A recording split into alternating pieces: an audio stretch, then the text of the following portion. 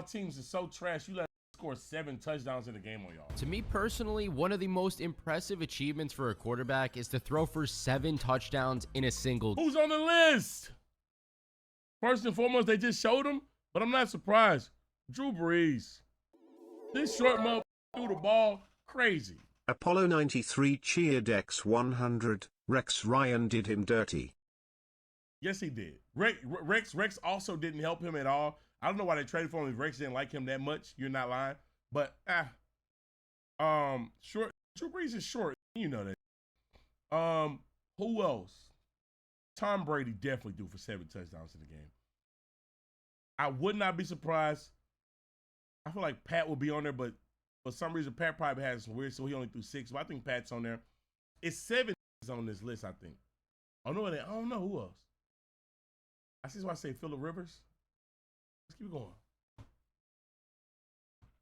You're 5'9". I'm literally 6'2". I'm 6'1", 6'2". Game. Some have said I look 6'3", though. I mean, in most of the games that you watch, a few said 6'4".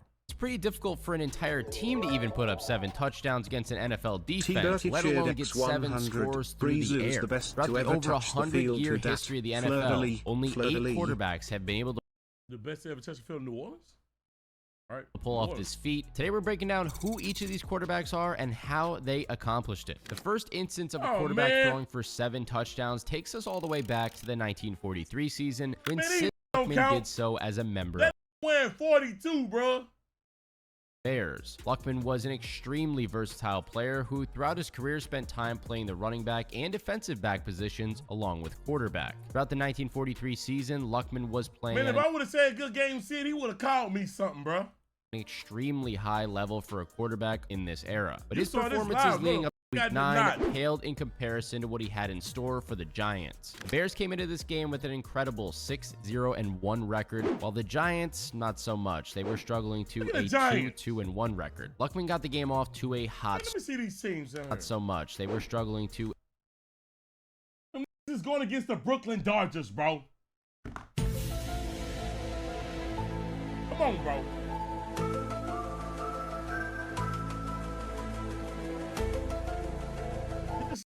Out of here, yo. A 2-2-1 record. Luckman got the game off to a hot start. You see that Steagles? I was wondering what the that was too.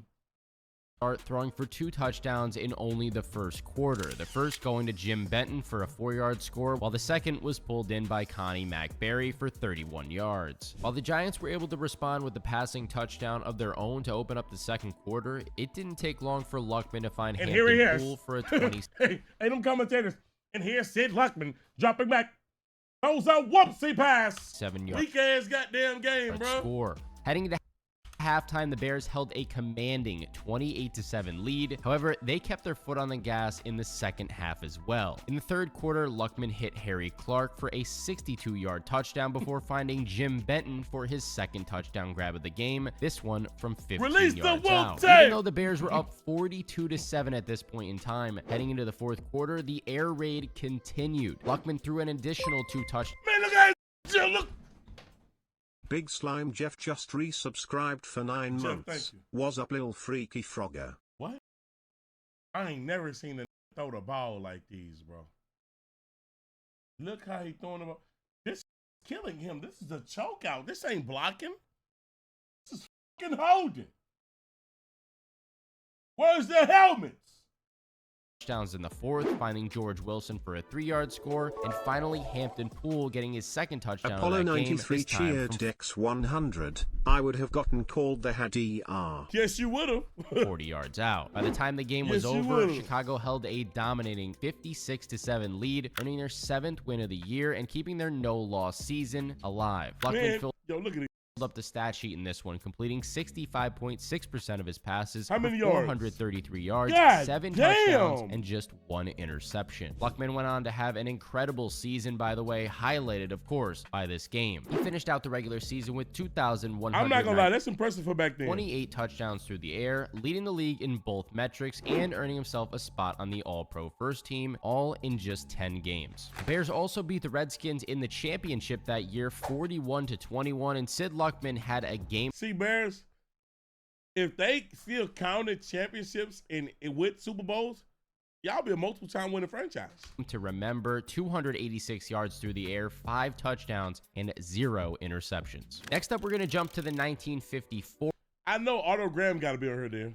season to take a look at Adrien Burke. Leading up to this season, Burke had mainly served as a backup quarterback, only starting in every game that he played in during one of the 4 seasons that he'd been in the league. However, he did begin the 1954 season as the starting QB of the Eagles. Leading up to week 4, when the Eagles took on the Redskins, he had Philadelphia off to a hot 3-0 start. On the flip side, Washington did not get off to a hot start, failing to even win a single game heading into week number. Man, how they been so ass all these damn years, man? Y'all would never get right.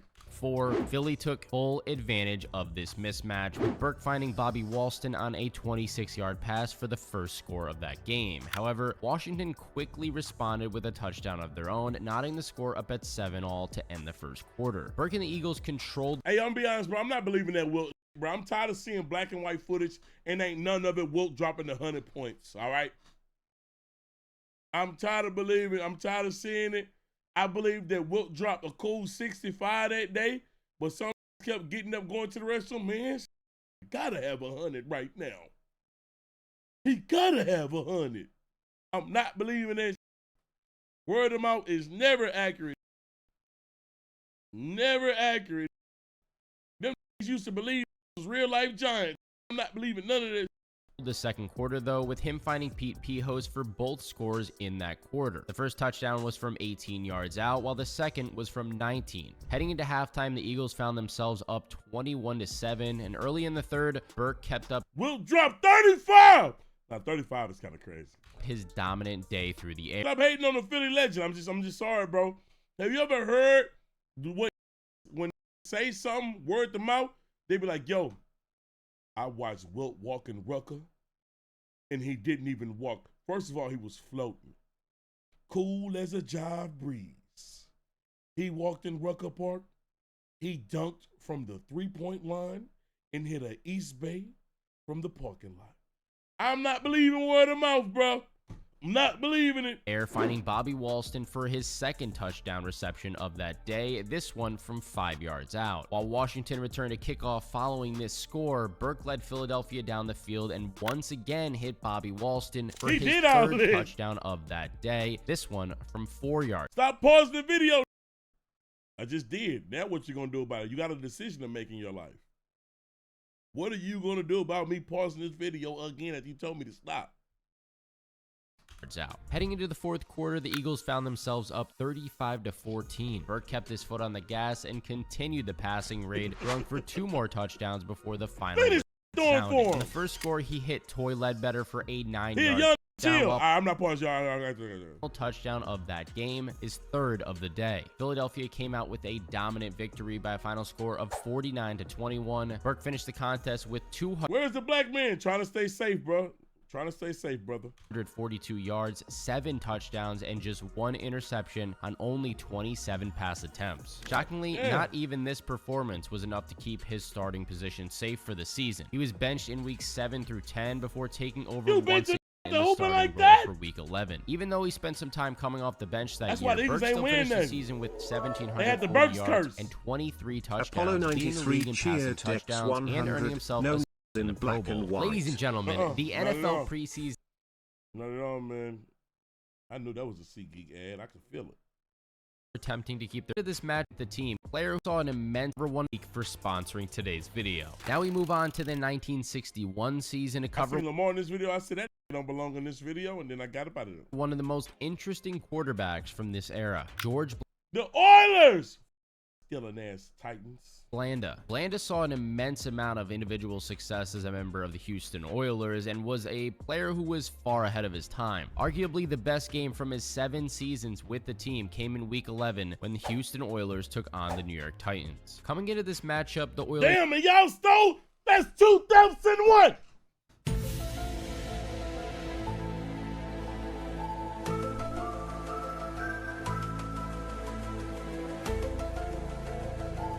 Stole one team, whole team stole the other team name.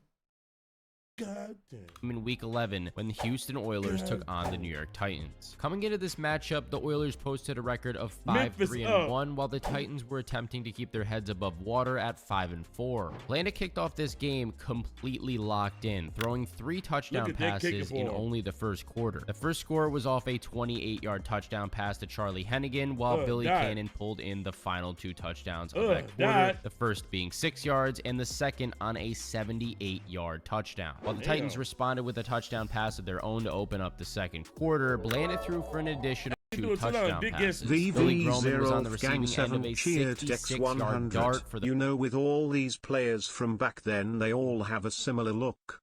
They all look like they beat their wives. All right. Am I wrong? All right. Let's keep going, y'all. First score, you ain't finna get me. Cannon caught his 3rd touchdown of that game, this one from 6 yards out. Heading to the half, Houston held a commanding 35-6 lead. In the second half, Groman pulled in his 2nd and 3rd touchdowns of that game, the first from 46 yards and the second from 11. This wound up being Blanda's final touchdown pass of that game and the Oilers' final score. They came out on top by a final score of 49-13. Blanda picked look at the Oilers logo. They came out on top by a final score of 49-13. Look at this nigga. This nigga got on a construction hat. The Love Your Blue Oilers with some cowboy boots with spurs on them. Bring it back.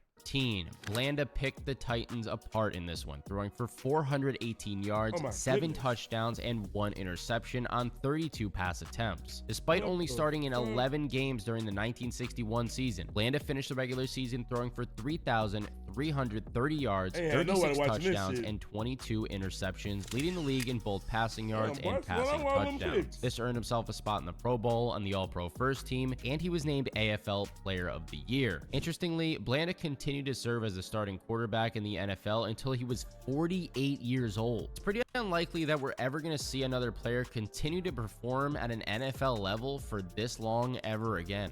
Real hooper. Similar to Sid Luckman, the Houston Oilers also took home the championship this year. You know what? I'm finna start a petition that we need to start to include championships into if a city won something in NFL. I just think that we cannot just ignore some history, man. We can't ignore that, bro. That shit not right. Blanda threw for 7 touchdowns. It was a very ugly game, to say the least. The Oilers came out on top. Stay ringless. Fuck you. Against the San Diego Chargers 10-3. George Blanda had 5 interceptions in that game, and on the opposite side of the ball, Jack Kemp had 4 interceptions in that game. Kemp throwing for... Trey wants to recognize racing ball. Got it. I just won a championship, bro. I just won a championship, man. 0 touchdowns, Blanda throwing for the only touchdown of that game. 1 year later, another quarterback would rise to the occasion and throw for 7 touchdowns. This bald head ass nigga, Y.A. Tittle, whenever I hear somebody talk about this nigga, you know how when they do like the NFL videos and talk about old players, he always pops up. I need to see game footage on this motherfucker. Because, boy, this nigga was hooping. A single game, that player being Y.A. Tittle. Tittle was a starter for the Giants and gave fans a game to remember when they took on the Redskins in week number 7. Both sides were evenly matched heading into this one, with the Giants with a 4-2 record while Washington was 4-0-2. Washington's quarterback Norm Snead opened up the game with a 44-yard touchdown to Bobby Mitchell. However, Tittle and the Giants quickly responded with a 22-yard touchdown of their own from Tittle to Joe Morrison. Heading into the second quarter, the game was tied at 7-all, and both quarterbacks went back and forth throughout the first half, and heading into halftime, the Giants held a narrow 21-13 lead. But after a quick score from the Redskins to open up the second half, and here's why, dropping back, took off. Tittle went unconscious, throwing for 4 unanswered touchdowns, 1 to Del Schaffner for 53 yards, 1 to Frank Gifford for 63 yards, and 2 to Joe Walton for 26 and 6 yards. After this scoring outburst, the Giants were up 49-20, and the game was completely out of reach for Washington. While the Redskins were able to close out the game with 2 unanswered touchdowns of their own, the Giants still comfortably black man in his damn footage. Won this one 49-34. Snead had a very respectable game, throwing for 346 yards and 4 touchdowns. However, even this incredible showing was nothing in comparison to Tittle, who posted 500. I'm banned from Louisiana on my soul. You gonna whack me when you see me? Nigga, fuck you, nigga. You ain't gonna do shit, nigga. 5 yards, 7 touchdowns, and 0 chum that nigga out. Interceptions. Tittle continued to shine. I gonna get some motherfucking gumbo in New Orleans right now, nigga. And I'm gonna do it by the police station, nigga. You gangster. Do it by the police station, nigga. I'm gonna get some beignets, eat the goddamn beignets in front of the cops, nigga. Let me see how gangster you is. Throughout the remainder of the regular season, also finishing his 1962 campaign with 3,224 yards, 33 touchdowns, and 20 interceptions, leading the league in passing touchdowns. This earned himself a spot in the Pro Bowl on the All-Pro First Team, and he came in 2nd place in the MVP voting, just behind Packers fullback Jim Taylor. On to the 1969 season now. I think we're going to cover the least known quarterback on this list, Joe Kapp. Kapp was a very streaky player, and coming into every week, you didn't try Louisiana, please, Trey. We need you. Man, yo, I love Louisiana. That's why I'm not worried about this nigga, because I love Louisiana. Louisiana love me, bro. Now, you think I'm worried about this nigga to Twitch chat? know exactly which version of him you were going to get. While he showed flashes of being a player who could develop into a great player, he also had his fair share of games in which he looked completely unstartable. However, his first appearance of the 1969 season as a starter for the Vikings was one of the greatest single-game performances that we have ever seen. We don't like you, no nigga. I don't like you. Both the Vikings and the Colts came into this game with a 0-1 record, and Minnesota was even 2-point underdogs coming into this one. They did come out of the gates hot, though, because of their quarterback. By the end of the first quarter, he had already had 2 touchdowns under his belt. The first, an 18-yard dot to Dave Osborne, while the second was an 83-yard bomb to Gene Washington. While the Colts opened up the second quarter with a passing touchdown of their own, Kapp and the Vikings offense went back to work. Kapp threw for 2 more touchdowns in the second quarter, the first a 21-yard touchdown to Bob Grimm, while Kent Kramer pulled in the second from 13 yards out. Along with this, Fred Cox also knocked down a 40-yard. Look at the nigga shoe, y'all. All stats from this era should not count. Only championship. You doing that announcer voice reminded me of this video, lol. And here he is dropping back. Fucking trash ass commentating. It was sick when that nigga Jackie actually started cooking. Oh my God, bro. Field goal for Minnesota. So heading into the half, the Vikings held a commanding 31-7. Bring that voice back wide so you can see the coach. And here's Richardson dropping back. And here he is. He throws his 4th pick on the day. Lead. They were far from. You want that?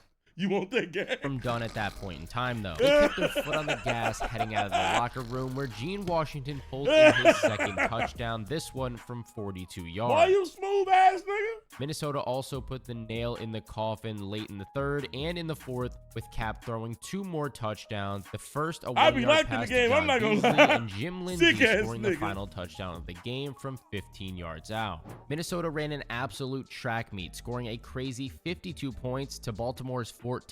Even though he took on Johnny Unitas, Kapp was clearly the better quarterback. Baltimore's 14. Even though he took on Johnny Unitas, Kapp was clearly the better quarterback on this day, throwing for 449 yards, 7 touchdowns, and just 1 interception to Unitas' 68 yards, 0 touchdowns, and 1 interception. Johnny, you stunk up the place, nigga. Kapp finished that season with 1,726 yards, 19 touchdowns, and 13 interceptions, while leading the Vikings to a very impressive 12-1 record as a starter. He earned himself a spot in the Pro Bowl and finished in second in MVP voting, only behind Los Angeles Rams quarterback Roman Gabriel. Just resubscribed for 5 months. Yo, Jake, pretend you for the goddamn 5 months up, gang. Interestingly, Kapp didn't play his first NFL game until the age of 29, and he had his 7-touchdown game to remember. Look, and they be wanting niggas to stop trying to hoop. Nigga, dreams ain't over, nigga. The age of 31. He only played 1 more season following this 7-touchdown performance. Well, never mind, his career was kind of short, but shit, he lived the dream. Before eventually retiring from the league. All right, now we're going to get into some more recent. Thank you. Peyton, bring us into the fucking regular era. Good God. I was scared back then. Players, there was a long stretch of time before another player would reach that 7 touchdown mark in a single game, and despite being 37 years old in the 2013 season, Peyton Manning was still at the top of his game. He started off this season on a great note in the Broncos season opener against the Ravens. Oof. Not my team. Baltimore was coming off a Super Bowl winning season. However, Manning gave them a huge wake-up call. While the Ravens kicked off this game with the only score of the first quarter on a 2-yard touchdown pass from Joe Flacco to Vontae Leach, Manning and the Broncos responded. Another former early Texans in the on the Ravens. Manning found Julius Thomas for a 24-yard touchdown. While this was a very back-and-forth game throughout the first half, with the two teams swapping scores, heading into halftime, the Ravens were up 17-14. But Manning took over in the third quarter. First, he found Andre Caldwell for a 28-yard score before Wes Welker pulled in back-to-back touchdowns from 5 and 2 yards out. This run continued into the fourth quarter, where he hit Demarius Thomas for a 26-yard touchdown. While the Ravens scored 10 unanswered points, Manning sealed the game with his 7th touchdown pass of that game, finding Demarius Thomas once again, this time from 78 yards out. Denver took this game by a final score of 49-27, establishing themselves as a real threat in the AFC. Yeah, I remember that's when they had like Elvis Dumervil on the Broncos and shit. Manning threw for 462 yards, 7 touchdowns, and 0 interceptions. Damn! An insane performance, especially for a 37-year-old. He continued to torch the league throughout the entirety of that season, throwing for 5,477 yards, 55 touchdowns, and 10 interceptions. Leading the Bro, look at those numbers, bro. 77 yards, 55 touchdowns, and 10 interceptions. Bro. Cooked. Leading the league in both after the neck injury, passing yards and passing touchdowns. This earned himself a spot in the Pro Bowl, on the All-Pro First Team, and he took home both the Offensive Player of the Year and MVP awards. Manning only ended up playing 2 more seasons following this historic performance. Oh, and by the way, he didn't already 13 months. SHA bong bong. You know this, Manning still holds the record for most passing yards in a single season during that 2013 year with that 5,407. Bro, 5,400 yards, almost 5,500 yards passing. Yo, Kobe, what's the word, gang? Thank you for the gift. 70-yard performance. Now, this next player we're going to talk about, I know a lot of you Linsanity hardcore football fans are going to know about this one. In week number 9, when the Eagles took on the Oakland Raiders in the 2013 season, Nick Foles threw for 7 touchdowns. Foles was only in his 2nd year in the league, and this was only his 3rd start of the season. However, he absolutely cooked the Raiders on this day. He started off the game with... This ain't even his Linsanity year. I do remember Nick Foles before that year when he went crazy, because I don't know. I don't want to be a prisoner of the moment and say it was because of this game, but I remember he had a moment before. He was like, yo, who the fuck is that? With a 2-yard find of Brent Selleck, and after a 24-yard field goal from Sebastian Janikowski to close out the first quarter, Foles and the Eagles found another gear in the passing game. He found Riley Cooper for back-to-back touchdown receptions, the first from... Get that braces off my screen. ...from 17 yards, and the second from 60... Get that braces out of here. Back with a 15-yard dot to Zach Ertz. After another kick from Janikowski, the Eagles entered the locker room up 28-13, but they were not going to let up in the second half either. While the Raiders scored the final touchdown of that game late in the 4th, the game was already well over at this point, and the Eagles came out on top by a final score of 49-20. Seemingly out of nowhere, Nick Foles had the NFL world on the edge of their seats, throwing for 406 yards, 7 touchdowns, and 0 interceptions. This game alone earned him the starting spot for Philly for the remainder of the season, and he finished the regular season with 2,891 yards, 27 touchdowns, and 2 interceptions, leading the league with a 8.5 touchdown percentage. This earned him a spot in the Pro Bowl, which was the only appearance of his career, and later down the line, as many of you guys also will know, Nick Foles led the Eagles to a Super Bowl victory against none other than Tom Brady and the Patriots. The Philly special. We love Nick. Shout out to the Eagles, man. Y'all saved Brady from getting the ring. Any team that saved Brady from getting another ring, y'all I could never officially jump on I hate y'all 100% list. You always got an extra 1% of love for me, man. Fuck the Patriots. Nick Foles around here. As an Eagles fan, gotta respect Nick Foles for bringing home the championship. Rounding out this list today, we're gonna jump to the 2015 season for a game between the Saints and the Giants in week number 8. Despite being 36 years old, Drew Brees could not be stopped. Brady still got 7. He could have had 9. Well, he could have had 10. Shout out to the Giants twice. Shout out to the goddamn Eagles. Is that it? Who else beat this nigga in the Super Bowl? Great. Stop through the air. Even though he was playing at a high level, the Saints were struggling to a 3-4 record, while the Giants were just 4-3. This was a duel between Brees and Eli Manning, with both veteran quarterbacks playing at a high level. Manning began the game with a 2-yard find to Odell Beckham Jr. However, Brees responded with 2 touchdown passes of his own to close out the first quarter. The first to Willie Snead for 34 yards, while the second was a 26-yard touchdown to Brandon Cooks. The second quarter played out in a very similar fashion, with Manning once again finding Odell Beckham Jr. in the red zone, then Brees responding with 2 touchdowns of his own. However, this time Manning closed out the quarter with another 2-yard touchdown to Shane Vereen. Sticking to their game plan, Odell scored the first touchdown on third, this time from 50 yards out, and then Brees threw for 2 more scores to end this quarter. Things shook out differently in the fourth, though. The Giants scored 3 unanswered touchdowns, Manning finding Dwayne Harris for 2 straight touchdowns, one from 9 yards out and the second from 20. Then Tremaine McBride picked off. I don't know. Oh my God. And returned. I don't know why niggas hate on Eli. Like, Eli really wasn't a nice quarterback, bro. Yeah, he did some stupid shit. But Eli was, yo, don't play with Eli, bro. He'll throw some dice. For a 63-yard touchdown. Brees responded well by finding C.J. Spiller for a 9-yard touchdown to tie the game at 49-all with only 36 seconds left in the game. As time expired, Kai Forbath nailed a 50-yard field goal to win the game for New Orleans 52-49. While Manning ended the game with a loss, he still posted a very impressive 350 yards, 6 touchdowns, and 0 interceptions. Damn. Guano652 just resubscribed. However, for 5 he was months. slightly one-upped by Drew Brees, both on the scoreboard and on the stat sheet, while he recorded an insane 505 yards, 7 touchdowns, and 2 interceptions. Yo, this might be the greatest quarterback matchup of all time. Real shit. One nigga threw for 6 and no picks and lost.